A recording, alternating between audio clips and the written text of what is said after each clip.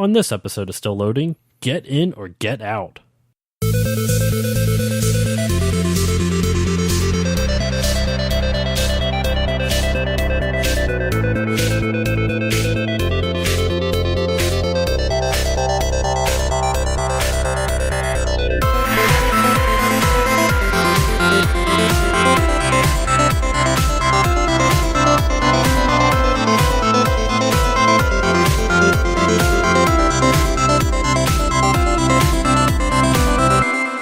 Hey guys, it's Josh, and welcome back to this episode of Still Loading. And for this week's episode, I have my friend Mike joining me. Mike, say hello. Hello, everyone. So Mike here is going to join me for this episode for two reasons, which we will get into. Is it two reasons? I don't care. It's for reasons, though. So he's here for reasons, which I will get into in a little bit. But before we jump into this week's topic, I wanted to talk about a little bit of an announcement. So I am joining a podcast network. For those who've listened to the show for a while, I've constantly cross-promoted my buddy TJ from Two Guys in a Game, and he is the founder and owner and operator of a podcast network called the Podbeard Network. And he has been very nice to ask me to come onto his team to join his network, and I accepted. So I am now a proud member of the Podbeard Network. And you will hear a lot of different shout-outs about the network at the very end. But in any case, I just wanted to give a quick announcement. I'm very happy. I'm very excited to be part of the network and to basically just cross-promote with everyone. And they're a bunch of great guys. They're a bunch of great podcasters and content creators. So at the end of the episode, during the shout-outs, you hear all of their names. So go give them a listen to, obviously, once I do the shout-outs at the end of the episode. So without further ado, let's jump into this week's topic. This week's topic, we are going to dive in. We're going to discuss, debate even, maybe, who knows? We'll see where the conversation takes us. But we're going to talk about the Nintendo 64 and its importance and its legacy that it's left. This is an N64 retrospective. Now, Mike, in your own words, why do you think I chose you to be on this episode? I'm a big N64 collector, and I assume you wanted to hear my thoughts on the console. That is exactly the reasons. That is exactly the reason. One of the reasons, one of the reasons. The other one is you, besides just being a collector, you're the only person I know, granted I'm sure there's other people, but in my small world, you're the only person I know personally who has an entire collection of the North American collection, correct? Correct, just North America. How many games are in the N64 library for North America? 296. Dear God. And you have all of them. Yeah, it was a very long journey. It took me about 2 years to collect them all.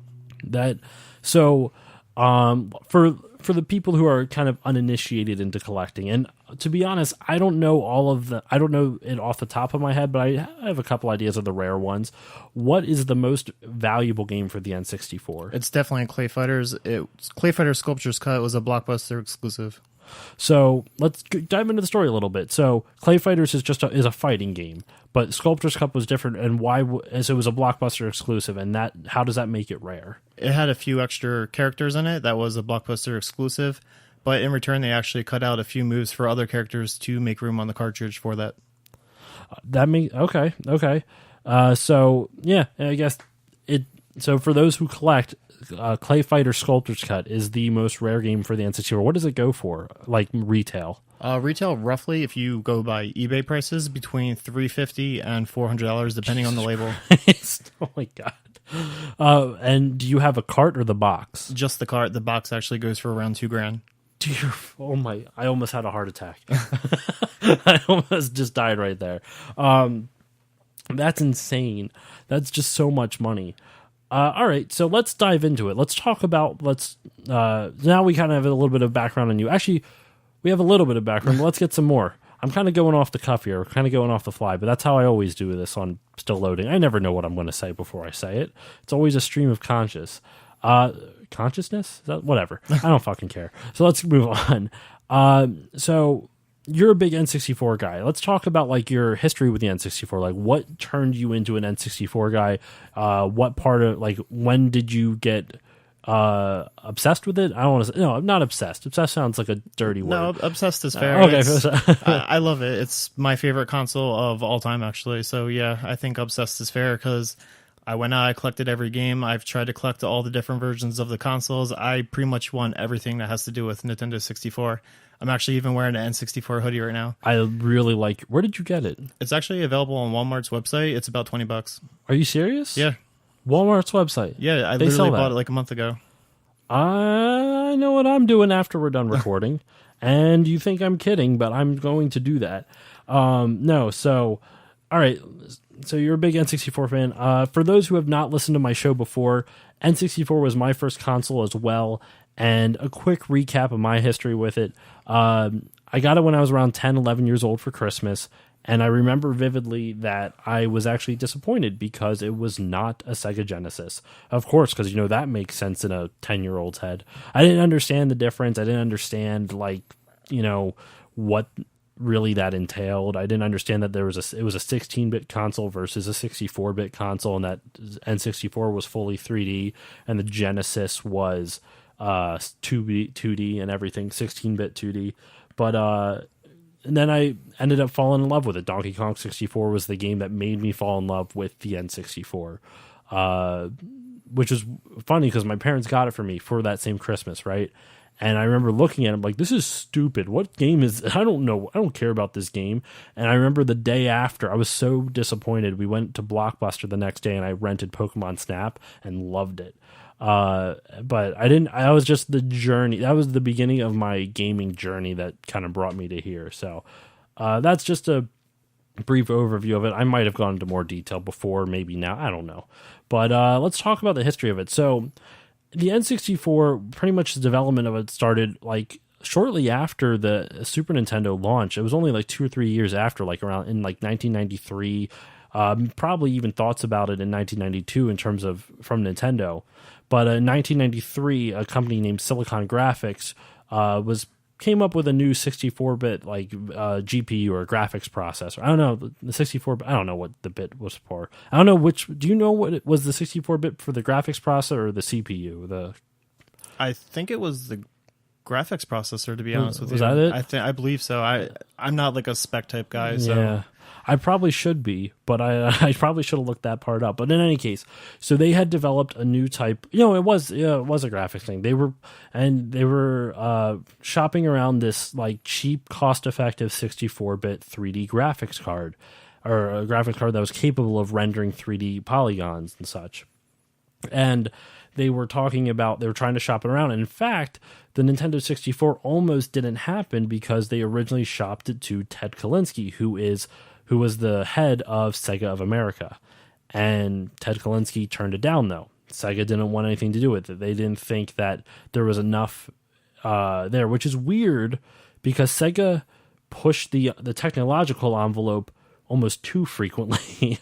And the reason being, if you look at the Sega Genesis, they added the CD add-on, they added the 32X add-on, and then less than within that same year of releasing the 32X, they released a 32-bit console to the Sega Saturn, which was weird because it's competing with itself, because the 32X was to turn the Genesis 32-bit, and then less than a year later they released a dedicated 32-bit console. It's just a really weird thing to do. And then of course they released the Dreamcast as their last console before RIP they shut their console doors. Video games are just so fascinating. They have so much history. They're incredible. The 90s were wild, dude. There's so much shit that happened in the 90s. The PlayStation was created because of a failed merger, a failed project between Nintendo and Sony. Same with the CDI. That was a failed agreement between Nintendo and Philips. And then you have Sega jumping all the different generations as fast as possible, so recklessly. And we'll actually get back to the Saturn in a little bit. But no, so Silicon Graphics was shopping this chip to Sega first, and Sega turned them down. And they even is it Ted Kalinske? I think I said Ted Kalinske. Well, he suggested them he suggested to Silicon Graphics to try shopping it somewhere else. They eventually got their way to Nintendo, and they had a successful pitch there, and Nintendo signed on. and thus the N64 started in development for real, essentially, in 1993. The original code name for it was Project Reality, but they then announced the console before it was known as the N64. It was called the Ultra 64.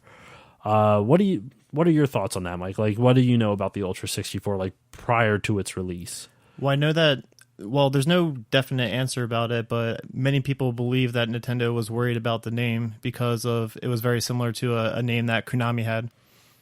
And, well, so Konami, I believe, if I'm correct, because this is going to go into, like, kind of a tangential history lesson type of thing, but in the NES era, since Nintendo had such a tight market on the game industry, developers could only produce 5 games a year for the Nintendo. So to get around this, they would create shell companies or shell developers or publishers, and Ultra Games was one of Konami's shell publishers. So that's why I think that what you're saying, like Konami had the copyright on Ultra Games, and Nintendo was worried that Ultra 64 was too similar to that. Yes, they didn't want Ultra Games to be a problem with trademarking. And granted, I don't know if that's ever been 100% proven, but it's a solid theory in my opinion. I mean, a lot of the information I got for this episode was from the Did You Know Gaming channel, and they bring it up. In fact, it's weird. They did 2 episodes on the N64, right? The first one, they definitively say that Ultra Games was the reason, and the other one, they say it's most likely that in the newer one, they change it to it's most likely. So I wonder if like information came out. I've never heard any information come out about it. I just assume it's all speculation at this point. We'll never really know until someone from Nintendo confirms it. It makes sense. But yeah, so then they decided to change it to Nintendo 64. But actually, sorry, one last thing. Before they changed it to Nintendo 64, when it was Ultra 64, they called it the Ultra 64 out here in the West, in the US and Europe and such. And in Japan, it was just the Ultra Famicom, which kind of makes sense because you had the Famicom, or the original Nintendo, in Japan. Then you had the Super Famicom, which then came to the US as the Super Nintendo. And then, makes sense, Nintendo 64 or Ultra 64, Ultra Famicom. Speaking of Famicom, do you think we're ever going to see any type of Nintendo branding like that? Like how they had Famicom, Super Famicom, or like Game Boy Advance? Do you think Nintendo in the future will ever use names similar to that, or like a type of like line for consoles? You mean just call it like the Famicom line type of thing? No, like, you know how there's like Game Boy Advance, Game Boy SP. Yeah. Do you think we're ever going to see a line of consoles like for example, like a Switch 2? They keep the name, so like the next version of the Switch would be like the Switch 2. I know, like that kind of thing. Maybe not that. Yes, not like uncreative. Lack of creative, whatever. That's not a creative name, but maybe something a little bit more creative than that. Yeah, I believe like the most modern example of that would be like Wii and Wii U. Like they're 2 totally different consoles, but similar branding. Makes sense. I could see it, especially with the popularity of the Switch. I mean, they did it with the Wii U, because the Wii was so popular. The problem is that the branding they chose for the Wii U was a little problematic because it sounds like an add-on versus a brand new console. Like, at least with the Nintendo and Super Nintendo, Super felt like it's a better adjective. It's like it feels like a more power. It tells you right in the name, this is a more powerful console. But Wii and Wii U, it sounds like, what's the Wii doing to me now? Like, where did the Wii touch you? But no, it's possible. What do you think, though? Well, I mean, it's better than calling it the Wii for the Wii 2. Oh my god. Or do you think, like, what's the opposite of like Switch? Like constant? I really feel like constant. I really feel like Nintendo in the future is going to go towards like an iPad type of console. Like, it really seems like that's the direction that they're going. It makes sense. I kind of don't want that because I like old I like consoles. I like consoles to be on TVs. I actually don't play my Switch a lot in handheld mode. I play it almost all the time on the TV. But that's the great thing about Nintendo consoles. Everyone's different. I actually play my Switch in handheld more than on my actual TV. That's what most people say, too. I hope that they never completely get rid of like one or the other now, because the thing I can see most likely is they'd probably get rid of their handheld market. Like, they're probably going to get rid of the DS line at some point. because now that the Switch is portable, it can be both. So why continue with a handheld line? Do you think so? That's really difficult because Nintendo is known for their handhelds, and Nintendo doesn't seem like they really want to market the Switch as just one or the other. They're keeping it both ways. So I feel like most people, when they look at Switch, they look at it as a home console, because if you went into the store and you asked, a representative, like, what's the Nintendo handheld console, they might mention that to you, but I feel like they would point you to one of the newer handhelds. No, that would make sense. I still think they might, but I like your logic though. The fact that it's marketed as a home console might make Nintendo keep with the handheld and home together. Well, look at it like this way. What sounds more appealing to you? Like if I said here's a PlayStation 2 or here's a Game Boy. I don't understand the question. They're both appealing to me.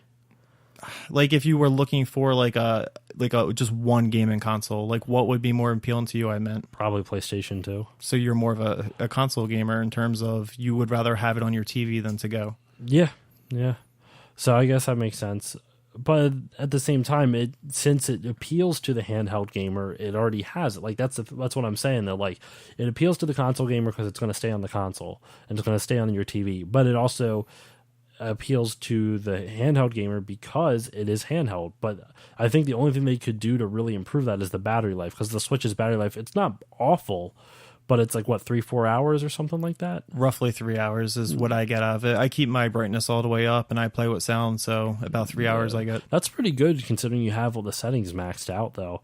And the 3DS has tons of battery life. It lasts for so long, but granted, it is a much less powerful console. So if they have more efficient battery use, maybe they'll get rid of the handheld market. But I think you make a good point. I don't know if it's going to happen anytime soon. Do you think we're going to see Nintendo 64 games appear on Switch, kind of like how we have an NES emulator on there? Oh, probably. You think they'll do different versions of memberships? Like this membership gets you NES games, this membership gets you NES and Super NES games? I don't think so. I think they'd probably keep it consistent across the board. Okay, but who knows? But anyway, we'll move back to Nintendo. Excuse me, N64. So we were talking about the name though. We started out with the Ultra 64, and you were talking about how the brands and everything, the Famicom brand. Now the reason they changed though to the N64 was one of the people who worked at Nintendo. He actually worked on the Earthbound or the Mother series. Shigesato Itoi, he's actually the guy who branded the Nintendo 64 as he came up with the name. It became the Nintendo 64, and his reasoning was that Nintendo is synonymous with video games. It's a catch-all phrase for video games, kind of like how you don't think of it's kind of like how we call a Band-Aid a Band-Aid. It's not actually a Band-Aid. That's just a brand. It's an adhesive whatever strip. I forget what the official the actual term for it is, but it's not a Band-Aid. It's like a adhesive strip. So it's the same idea. For a long while, Nintendo, when you say I'm going to go play Nintendo, that could have been, you could have gone and played a Sega Genesis game, but people would basically put Nintendo. It was a catch-all phrase. I was trying to think of a different word and nothing was coming to me there. But so yeah. And they also, when they designed the console, they also stuck with cartridges. While Sony moved on to discs, so did Sega with the Saturn. So do you think it was smart for Nintendo to stay with cartridges at the time? Yes, I do know Final Fantasy VII wasn't meant to be originally on Nintendo 64, but I do believe that because of the cartridge space, obviously it would never work. Yeah. So it did push developers away. That's why it only has 296 games compared to the other Nintendo consoles that were early on. They had almost 700 games each. Super Nintendo actually had 721, and NES is 600 something. I believe it's around 670. I don't even know the total numbers for these. Yeah, it's up there. It's the smallest library by far. Wii U is actually the smallest one, but we all know why. Yeah.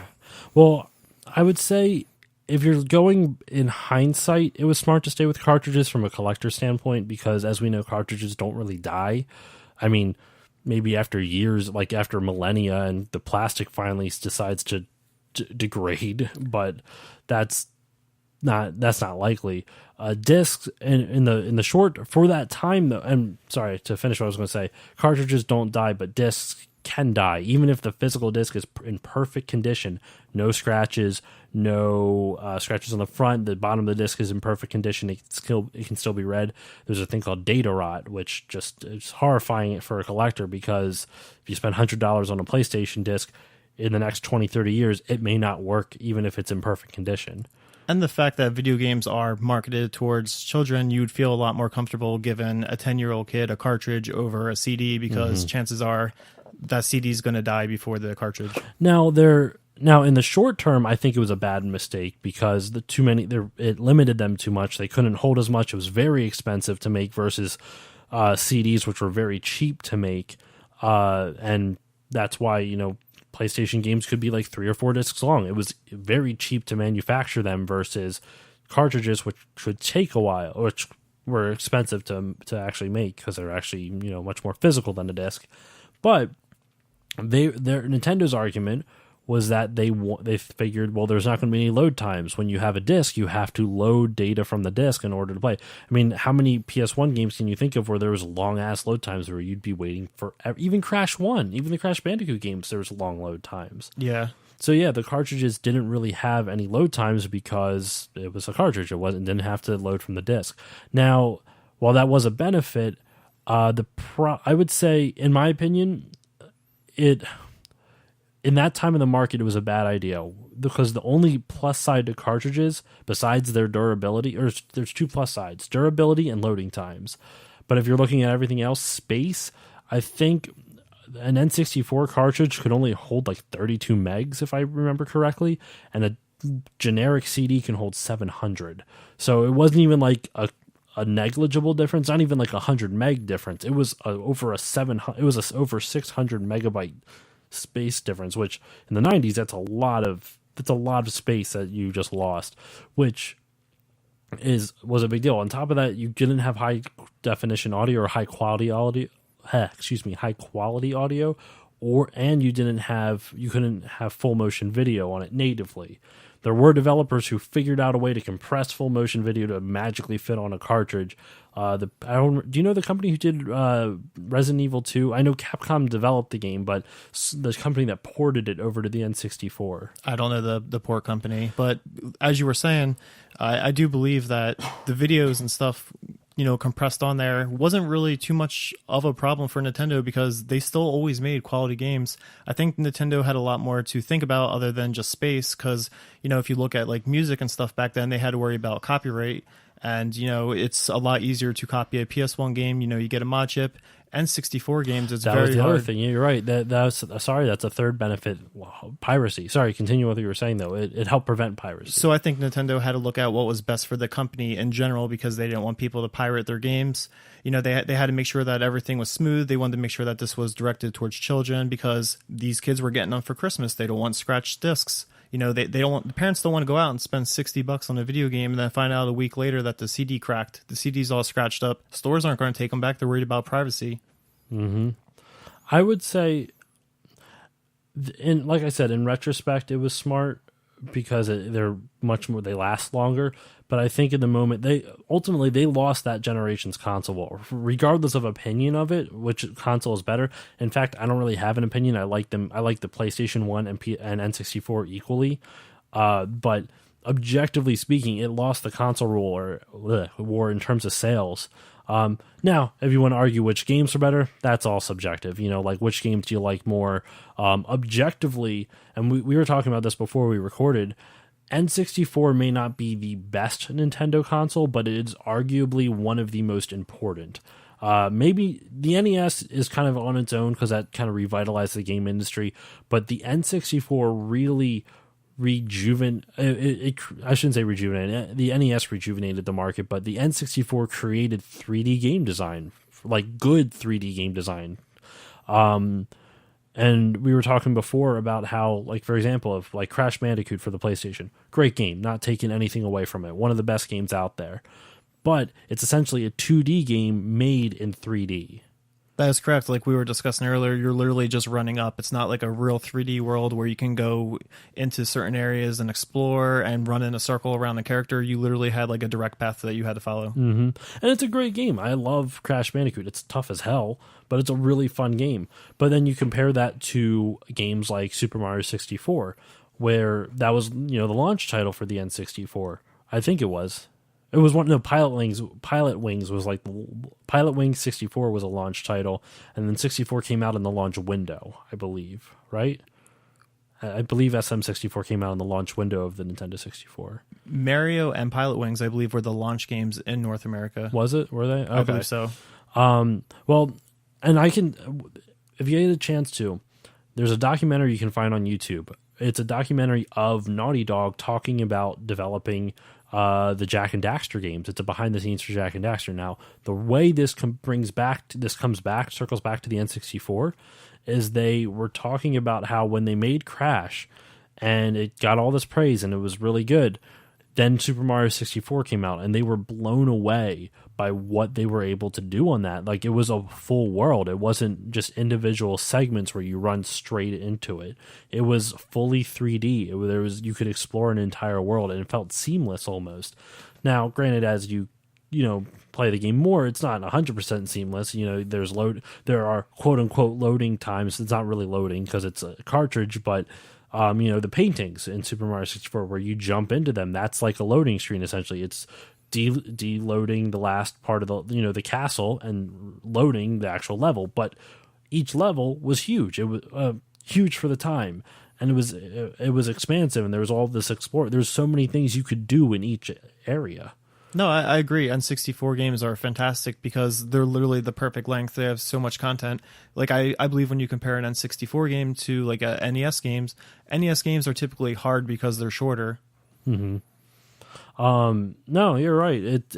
And I would say, like, and we were talking about this as well before we recorded. I don't want to keep harping on that same point over and over again, but like N64, I think had better, like, the quality of games when they were good were real. Like, the quality was no better at the time, but other than those few games, the rest of the library was kind of like there's hidden gems. Don't get me wrong. I'm not saying like, other than Nintendo's first party games or Rare's games, there weren't any other good ones. Like, there's a ton of great games on the N64. Besides Mischief Makers, I heard was a really good one for the N64. Have you ever played Mischief Makers?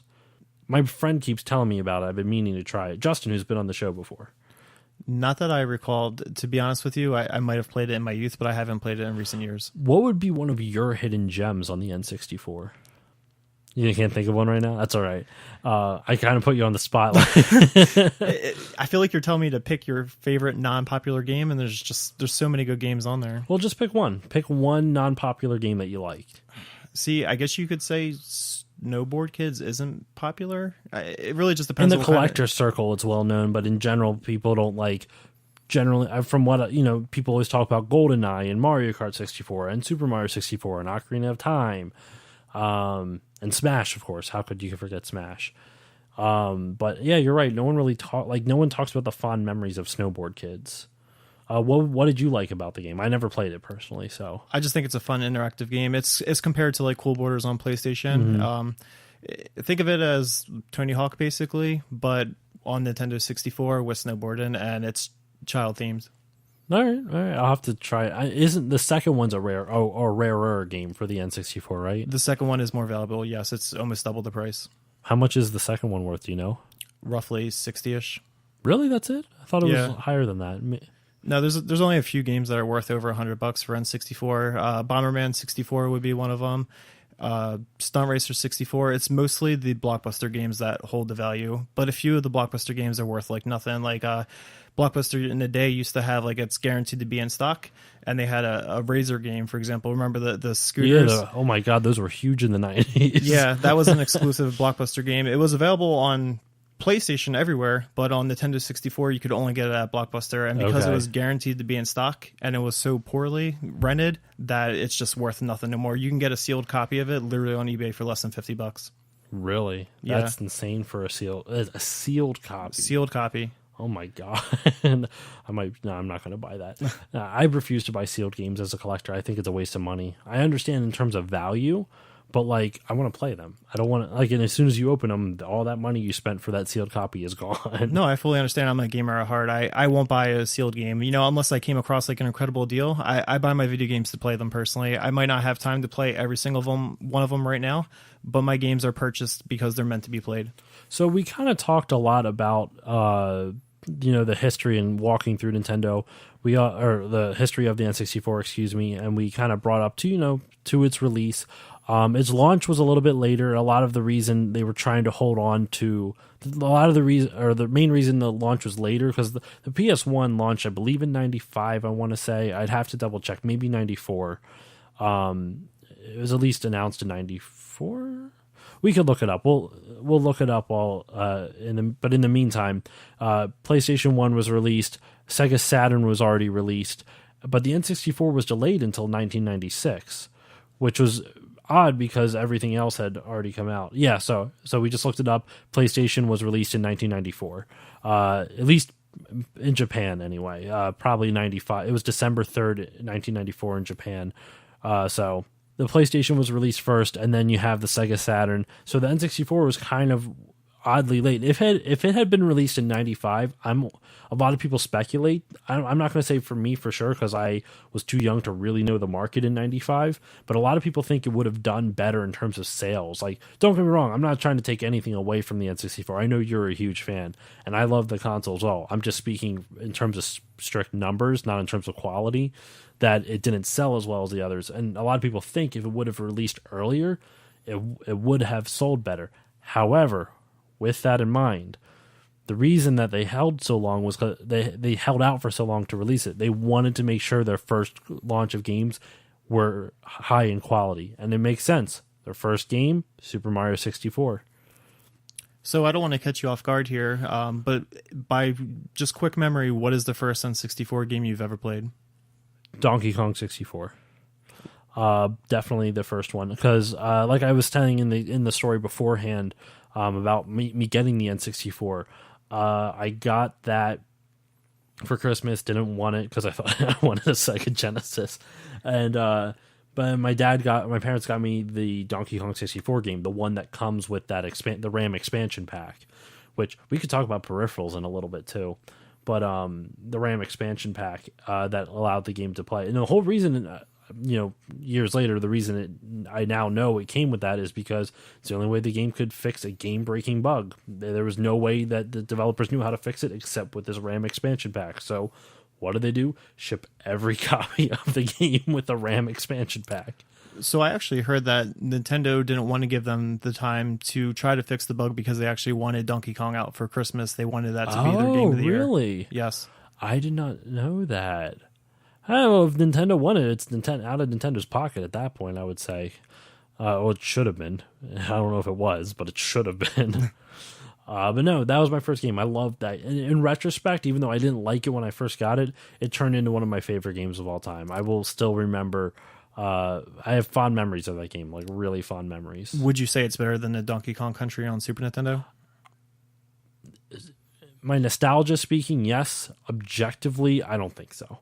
I think the first one set the Donkey Kong 64 or the Donkey Kong Country games. I think set up so much in terms of story for the series. Like I remember going back to play Donkey Kong Country because I didn't know that's what it was based off of. I knew of Donkey Kong, but I didn't know that Donkey Kong 64, like why it was so different from the original Donkey Kong.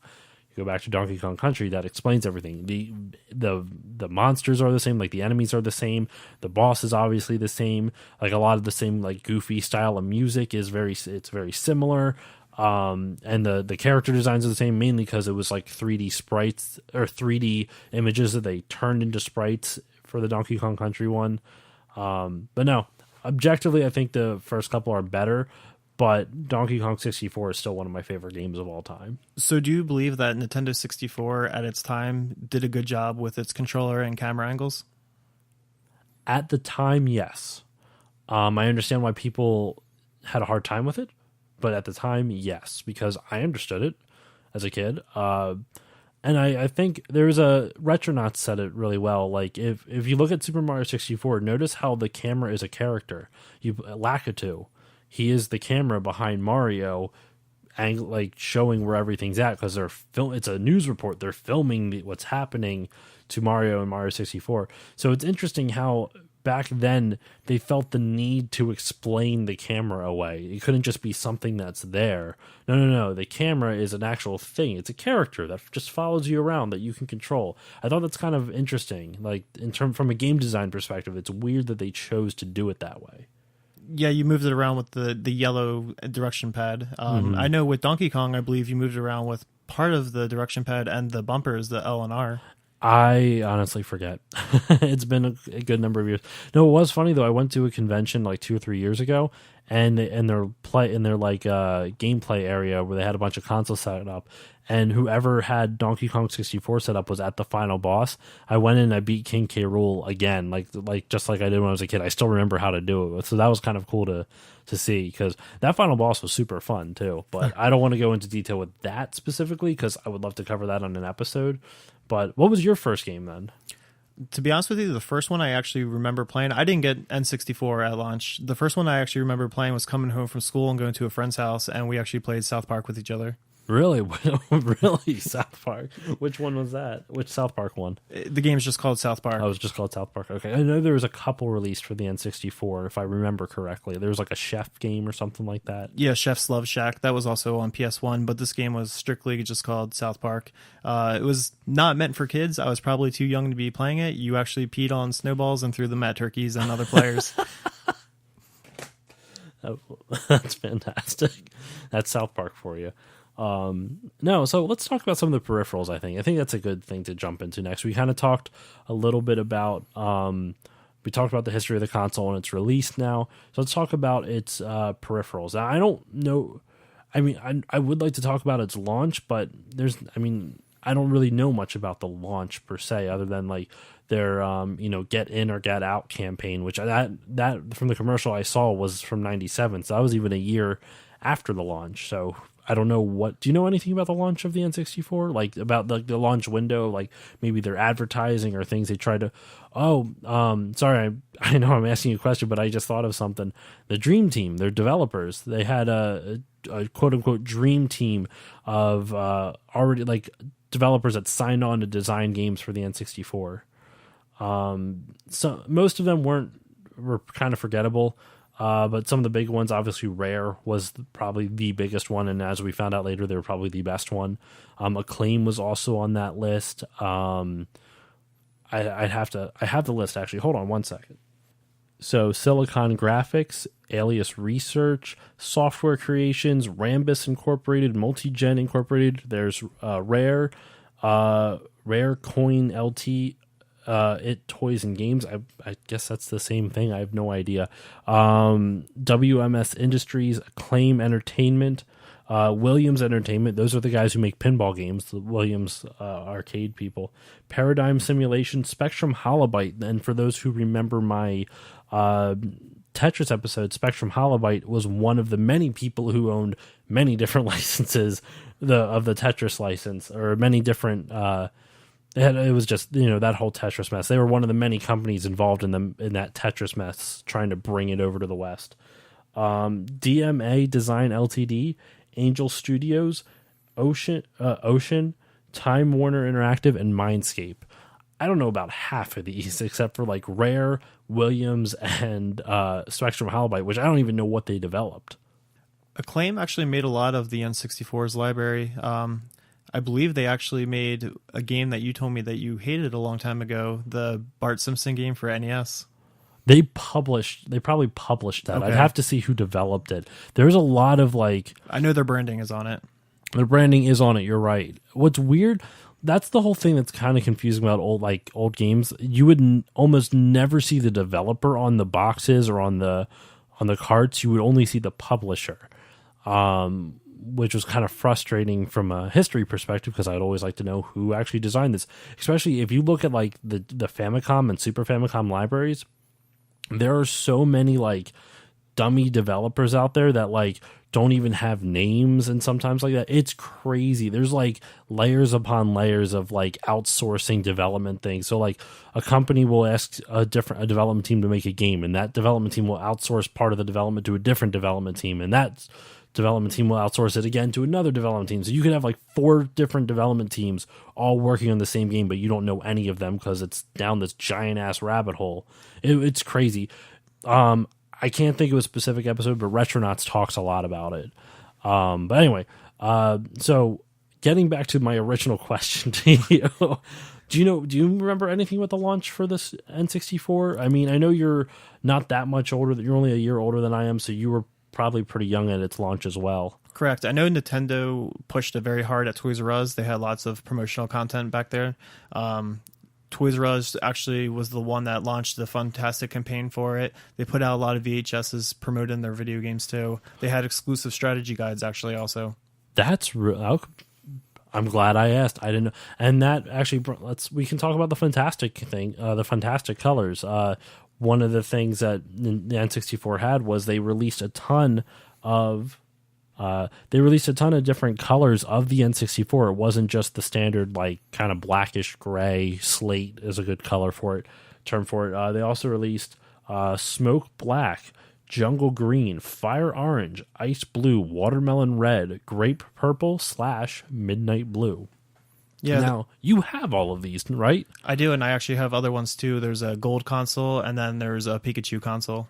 I want that Pikachu console, but that's a rare one. I know that's a little bit more expensive. I saw it dropped in price a little bit, I thought. Yes, the valuable ones in terms of the most collectible ones. Is it jungle green one?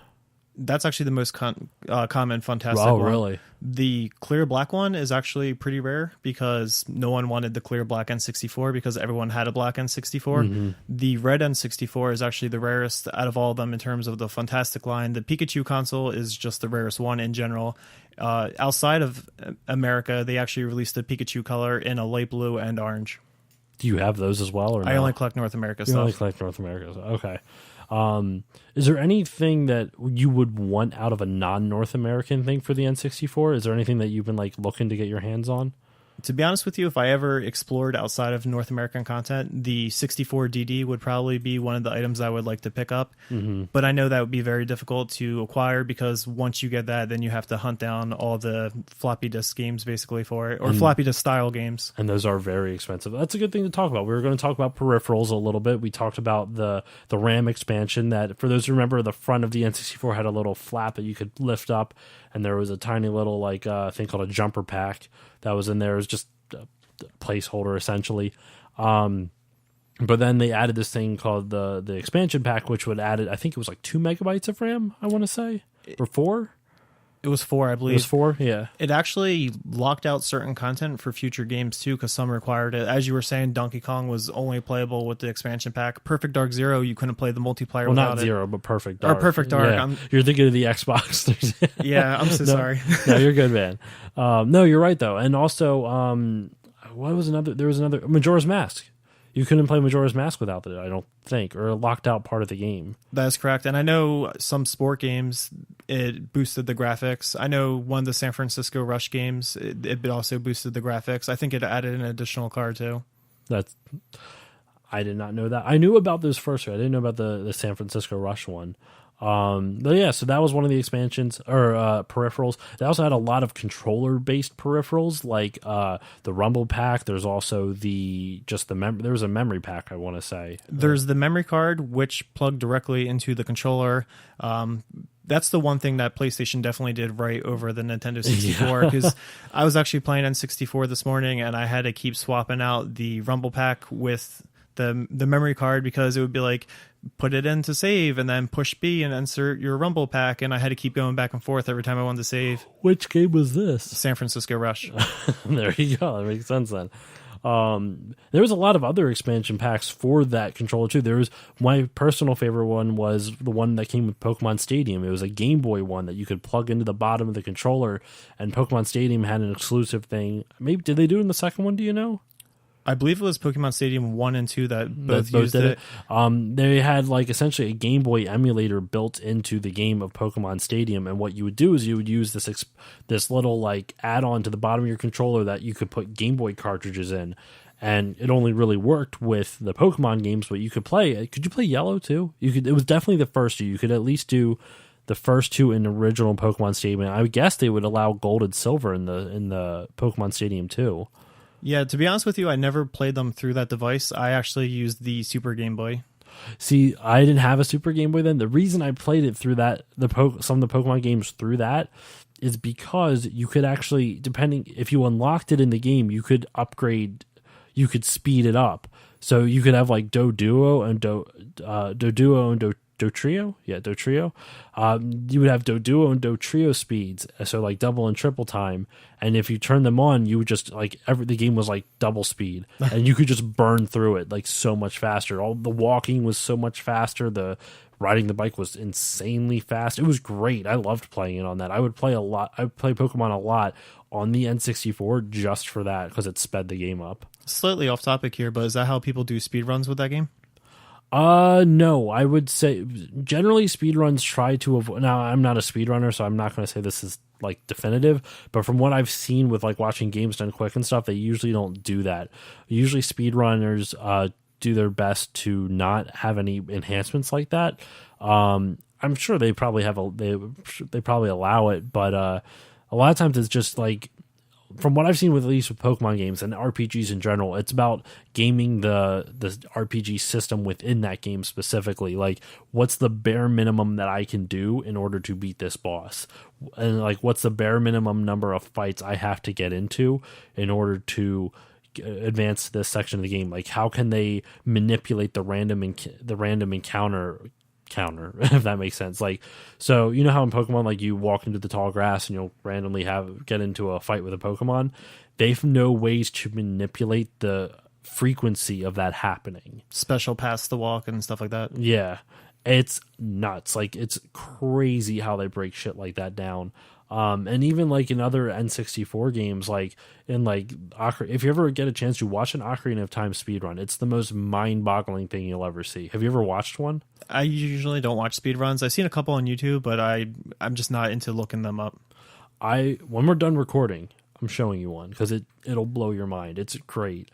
But no, so then to kind of circle it back around, well, actually, is there any other peripherals that you want to talk about before we talk about the disk drive? There's actually some that were made for specific things, like the Hey You Pikachu was one. It was actually a microphone that plugged into the controller, and you would speak to Pikachu, and you would be like, hey, Pikachu, come here, do this, and he would actually interact with you. And also, didn't Pokemon Snap, you could take your cart to Blockbuster and print out your pictures. Yeah, those kiosks are actually worth thousands of dollars today. Oh, I believe it. There was one in my Blockbuster, and I never used it. I always regret it. Pokemon Snap is actually my favorite N64 game. What would you say your favorite N64 game is? Ooh. Just doesn't have to be a deep thought, just whatever comes to your mind. I'm just curious. Because we were talking about it was DK64, but I honestly have to say, and it's a cliched answer, it's Ocarina of Time. But I'll talk about it more in a later episode, but it hasn't held up as well for me because I played it too much. Like, I'm not trying to say it's a bad game, nothing like that. When I say it doesn't hold up, I don't mean like the controls aren't as good as you remember them, but that's because, you get used to modern ones. I don't count that they were great for the time. That's not an objective viewpoint, but like, I don't know. I think I played it too much, or I just got bored with it. As weird as it sounds, other Zelda games have held up better for me than that. So I want to say Ocarina of Time is my favorite because I played it so much. Like, I would go to church functions and play it. We would have like I'll go into it, and I'm eventually going to be doing an Ocarina of Time episode, and I'll go into it then. But there's a lot there. I would have to say that if it wasn't that something that still holds up for me, it's actually the original Tony Hawk's Pro Skater. Really? That's interesting. A lot of people played that on PlayStation. I played it on N64 first. I love the feel of it on the N64. I understand why people don't like the N64. Actually, let's talk about the controller. I understand why people don't like it, but I at the same time think it's a really comfortable controller. I agree. It's not meant for long-term lasting, though. Definitely with that plastic stick, it wore out pretty quickly if you were a big gamer. Or if you just played a lot of Mario Party. Yeah, you'd have to spin around in circles. Oh my god! And those are the hardest things to replace too, because you can't get a joystick that feels right. I've gotten a couple repros and they just don't feel the same. No, I fully agree. A lot of people actually put the GameCube stick in there. Really? Yeah, that's something that you could do. Like the weird like circular one in the top left corner of the joystick, not the C stick, but the one that you would use with your thumb, the main one. People put that as the actual stick. Crazy! I didn't know that. Yeah. But all right, so let's talk about the disc drive. The disc drive was an add-on exclusive to Japan that you could, kind of similar to the Famicom disc system for the original Famicom or the NES. Once again, never came out in the US because Japan hates us. To be fair, though, the disc drive didn't really have the N64 disc drive didn't have a whole lot, and it was right around the GameCube launch. Mm-hmm. It wasn't originally. It was announced back in like. The disc drive was announced a while ago, and a while ago from now. But even like from the the release of the GameCube, it was announced like way early on, but it didn't officially get released until much later. It was definitely delayed a few times. Off the top of my head, I'm not sure. Do you know anything about that? About the delay? Yeah. Not really. I could look something up real quick, but. It wasn't released until 1999 when I believe it was announced like way earlier than that. It was announced in 95 actually. So it took 4 years for this thing to come out, which is a very long time. I don't know about the delays though. Do you know any of the games that were released for it? Doshin the Giant. Doshin? That's a weird like rhyming scheme. Doshin the Giant was a game which I've never played, but it looked kind of interesting. It looked like a almost like Ico, like it was like two partners like platforming and working together, but I only saw like snippets of it. Do you know anything about it? I don't know much about the DD games. Like I said, I'm a North American collector. That's why I was wondering if you knew any more about it than I did. There is a Mario Paint thing, which you actually talked to me a little bit about too. There was a Mario Paint game that was released for it. One of the cool things it did, it allowed players to go online with a thing called RandNet. And RandNet didn't last too long, obviously, because the disk drive died pretty quickly after launch. But yeah, you could actually like go online. I don't know if there's any online play, but you could share stuff you made on like that Mario Paint game and stuff like that. It also had, if I remember correctly, it had a really primitive like 3D modeler, and you could make 3D models of like bikes and planes and stuff. Like you could just make shit like that. It was really way ahead of its time, but at the same time not, because like a year late, like that was the same year the Dreamcast came out, which could also go online. It's very oddly shaped. It's almost the same size of the actual console. Well, it was meant to fit under the base. I mean, if you look at the bottom of the 64, it had that expansion bay, and that's what it was meant for, but obviously it never really came to fruition in North America, at least. Yeah. It was ever really released in Japan. But if you guys get a chance to look up the Nintendo 64 disc drive, in fact, there is a dude on YouTube named Metal Jesus Rocks, I think. That's his YouTube name, right? Yeah, that's his channel. That guy finds the craziest, most valuable like video. I don't know where he finds this stuff. I know people probably just give it to him so they can become famous or something like that, but that dude finds so much good stuff. Like if you're into video game history, he finds a lot of weird niche things. He's actually located near where all the major studios are, so that's why he gets access to all that information. Really? Like what? Like out in like California or like Washington, or does he live in Japan? I believe it's Seattle. So he's near Nintendo of America and Microsoft and all them. Okay, so he's able to get access to all that. And now that he's a big YouTuber, they are probably willing to like give stuff to him, or at least like talk to him and stuff. That's really interesting. No, it's a really this is completely unrelated, but a good way to get like random video game trivia. Go to like old Iwata Asks articles and stuff like that. Back in, when Iwata would do that before he passed away, R.I.P. Seriously, I actually, Satoru Iwata was an awesome guy. You should like look up, like, have you ever watched biographies of him? I have not. There's a lot of fascinating stuff. I'm not going to go into it here because he was an interesting guy. But in any case, he did a bunch. Like if you go to like old Iwata Ask, there's a lot of like snippets of like really good information that you wouldn't expect. So like for example, when the Punch Out for Wii was coming out, they talked to the developers of it, and they're the same people who made the original Punch Out games for the NES and Super Nintendo and the arcade game. And they talk about like how it, like they talk about how the game was developed. And I talked a little bit about it on my Nintendo R&D 3 episode, but it's crazy interesting. So there's stuff like that all the time. Like you could be reading something that you wouldn't expect, or you could be reading Wada asks about one thing, but they'll drop like a random snippet of information that might just blow your mind. But in any case, so yeah, that was the disk drive, which I wish I knew more about. But once again, check out Metal Jesus Rocks. He has a video on it, and it's really interesting. Anyway, do you have any other peripherals you want to talk about, though? I think we covered a good chunk of them, at least just talking about them. Yeah, we went over pretty much majority of what there is for the N64. So let's kind of wrap this up then. We're almost at an hour recording now. So the way we're going to wrap this up is let's talk about its legacy. Let's talk about the impact the N64 made.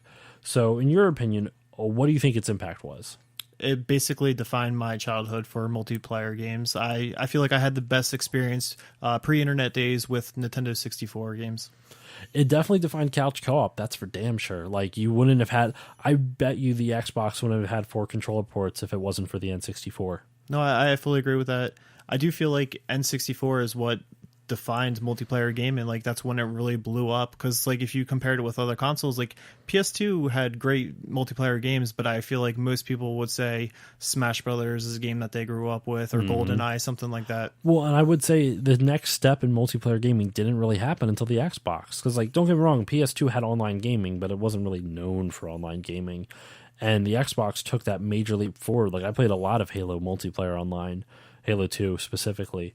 And then the 360 took it even further. So I really feel like Nintendo started like a multiplayer focus thing. Like I don't know if Microsoft took a page out of their book, realizing how profitable multiplayer, like targeting multiplayer would be in terms of marketing and stuff like that. Because like, you know, Mario Kart 64, GoldenEye, Perfect Dark, Mario Party, Smash Brothers, like all these games are amazing multiplayer games, like couch co-op games, which couch co-op's starting to come back a little bit, but it shifted definitely more towards the online thing for the last decade or so. But still, I would say I think you're right. The N64 really started because like really started that couch co-op or the multiplayer movement, because before that Super Nintendo and original NES, there was add-ons you could buy to play 4 players, but there weren't a lot of games that supported it. The multi-tap for PlayStation would be a good example, but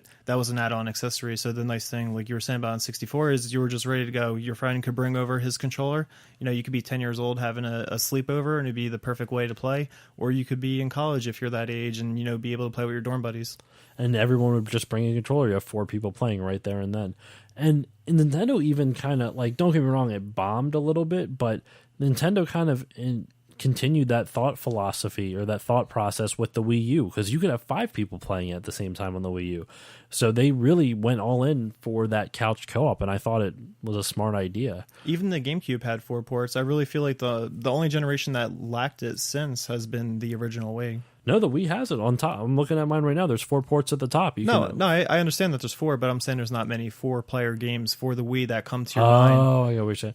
I mean, there's Brawl, there's the Mario Party games. There's a lot of like Mario Party like clones. There's actually a really rare Wii game. That is a tongue twister.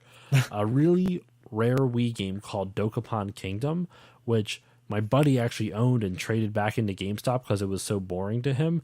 And now it's like $100 game. It's so expensive. I actually own the rarest Wii U game, and I'm ashamed to say it, but it's Hello Kitty Racers.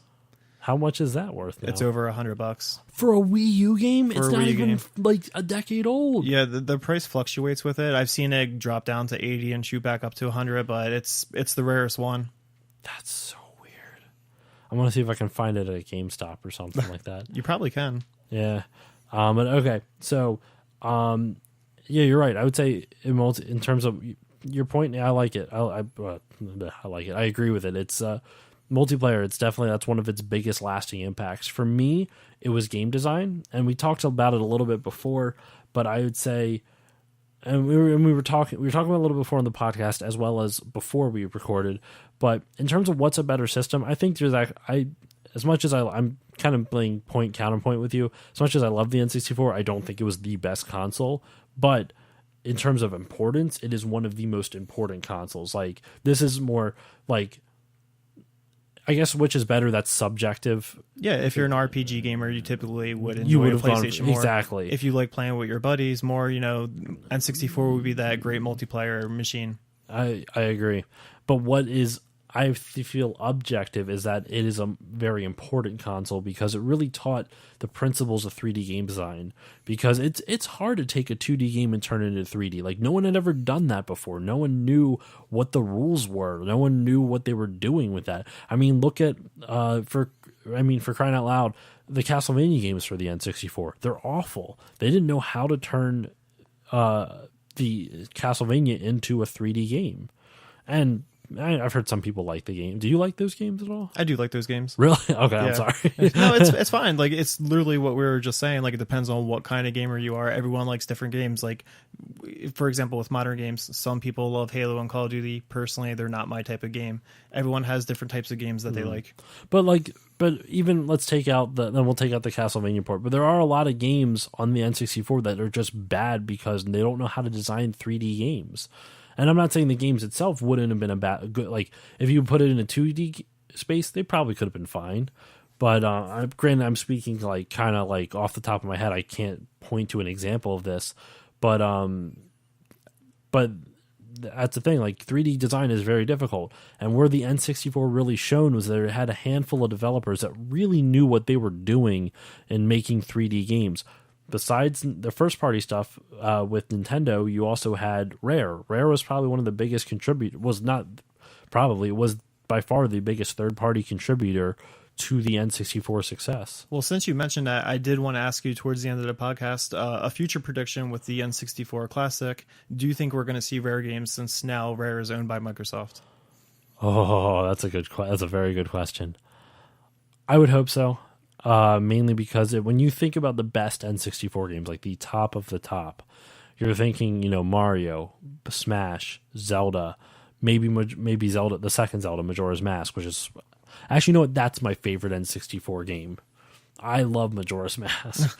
One as a kid, I still think Ocarina. Anyway, you think of Zelda, you think of Mario, you think of Smash, you think of Mario Party, maybe Mario Tennis to a degree. I know that was pretty popular. Mario Kart. You think of all those. Well, let's talk about. But then the other half of that was all the Rare games. The Banjo series, GoldenEye, Perfect Dark, Donkey Kong 64.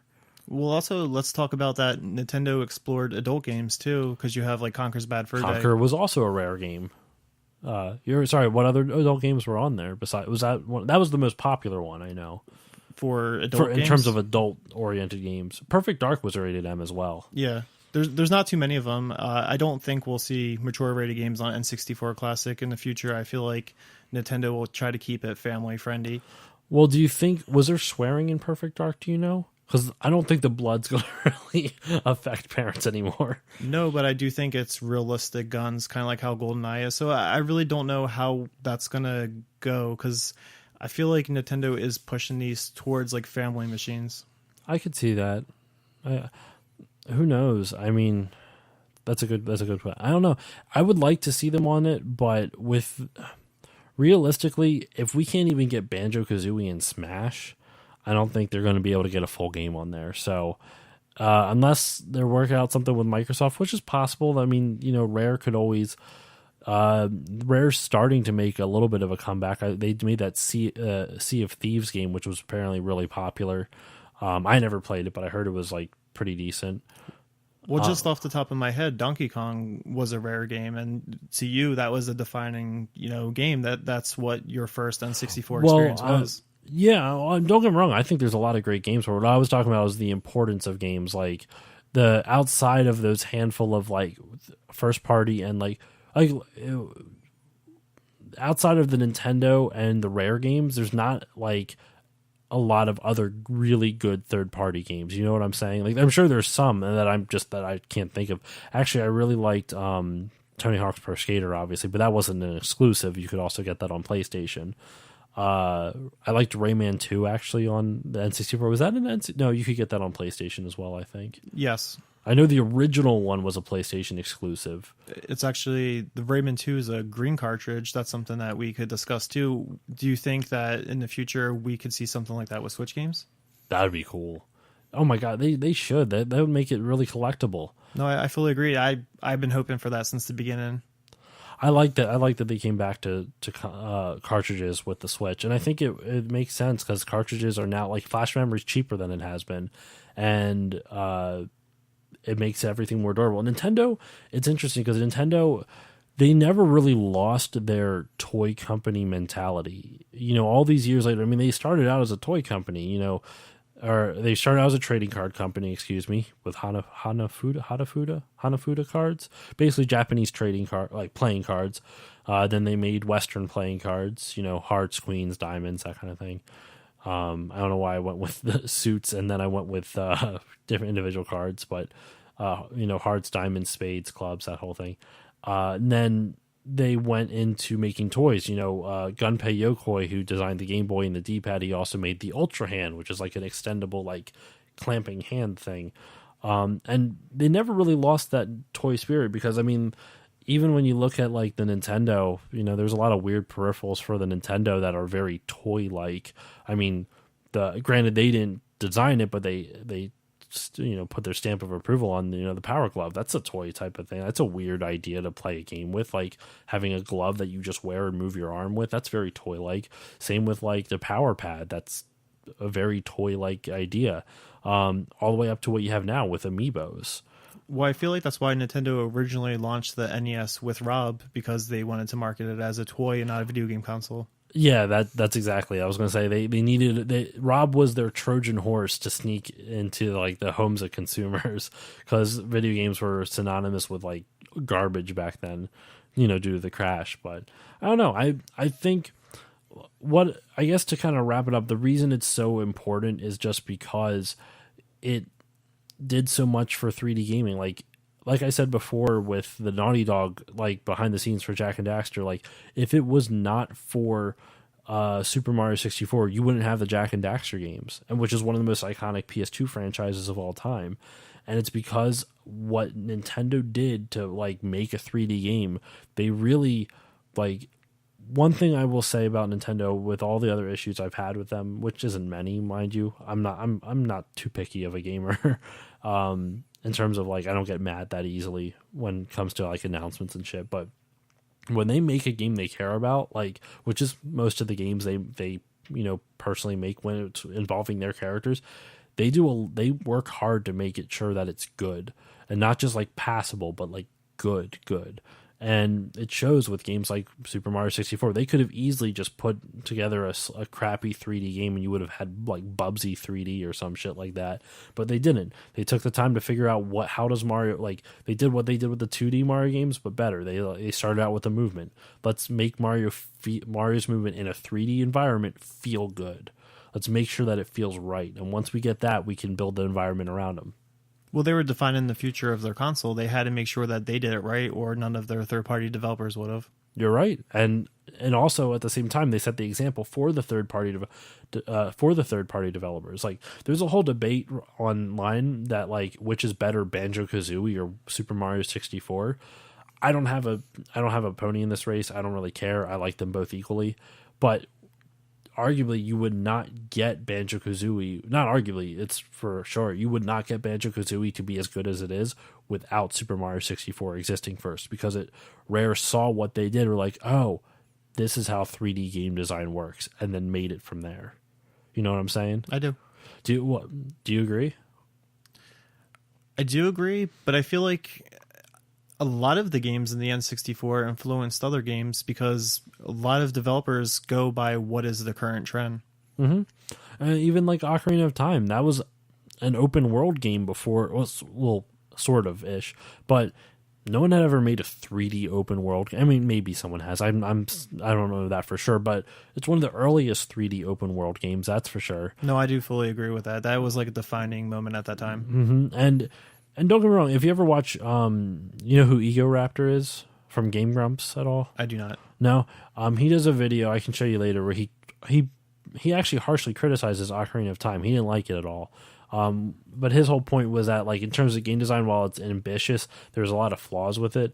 But even with that in mind, I'm not going to go into his flaws. If you guys really want to know what those are, go watch his video. I'm not going to repeat his points on here.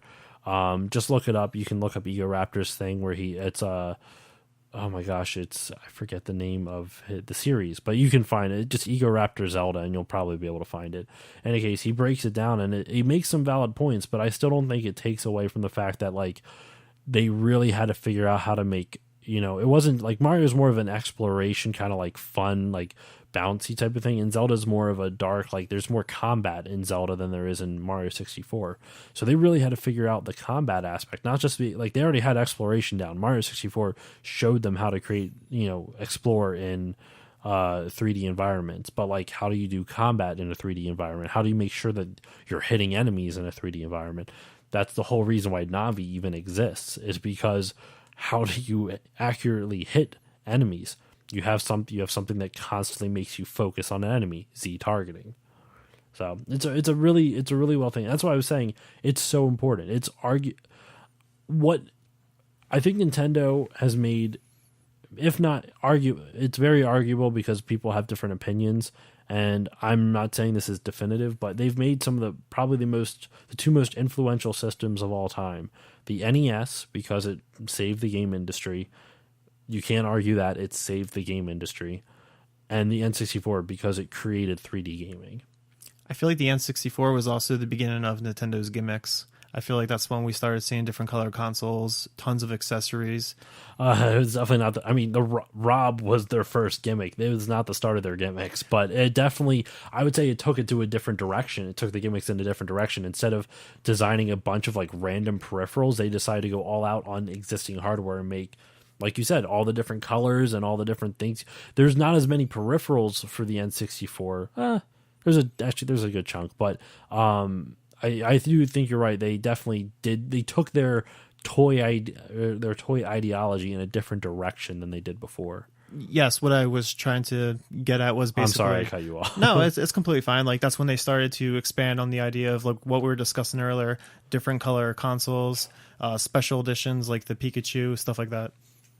So, all right, I think that about wraps it up for this episode. Is there any, like, final thoughts, any things you want to say on the N64? I personally do think that the N64 is one of the greatest consoles of all time. I just think the library, the multiplayer experiences, I can't even truly explain how I feel about it. I just think that it is literally, like, one of the greatest consoles Nintendo has ever made. I'm glad. Like, I know I've been playing devil's advocate the whole time, but, like, it's more or less just for conversation. I'm not trying to actually, like, poke holes in your arguments or anything like. Well, I am, but for conversation, not to be a dick. But I like seeing gamers that have that level of passion for something that's specific. Like, because if you're like me and just kind of like it all, like, don't get me wrong, there's tons of people like me, but I like it. I like finding someone who's so knowledgeable about a specific aspect, and you're knowledgeable about other stuff, but, like, N64 is your wheelhouse. And I like, even, like, recording this, you taught me a lot of stuff I did not know about the N64. So I'm very happy that I had you on for this episode. Well, I'm glad to be here. So all right, let's wrap this up with some shout outs. Wanted to give a shout out to my new network, the Podbeard network, and everyone that's on it. So we got the Hodder Show, which is TJ Hodder. He is the host of Two Guys in a Game, and one of the hosts of Two Guys in a Game, and also the Hodder Show. And he started the network. It's the flagship show of now my network, which is so weird for me to say. But go, if you like music and you like music reviews and pretty much kind of like a talk show kind of vibe, but he kind of does more than just that. He kind of talks about just whatever. I don't know how to describe it, but the Hodder Show is really interesting because he does a lot of music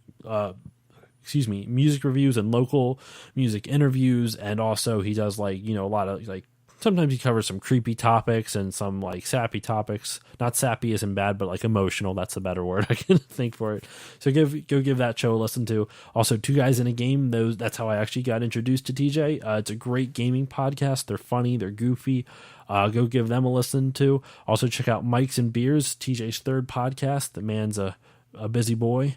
And then also the Honestly Lazy Show on YouTube, Dark Runner Gaming on Twitch. Go check out all these amazing shows. You can also check out Creep or Sleep, which is a like a creepy story, like true crime type of podcast. They don't post too often, but still give it a listen. It's a good show. And Mike, what would you like to plug? If anyone would like to follow me, they could check me out on Instagram and Twitter. My handle is More Retro Games. And definitely give him a follow, please. He has a lot of awesome pictures. You will see all the great pictures of his complete, and I repeat, complete N64 collection, as well as the new stuff you've been collecting. I've seen you've been getting a lot of good stuff recently. What was the thing that you picked up for like crazy cheap complete in box somewhat recently? It was Turtles in Time. That was it. Super NES. How much did you get that for? $30. That's like an $80 game, I think, for complete in box, isn't it? It's actually more. Like $130. Is it $130?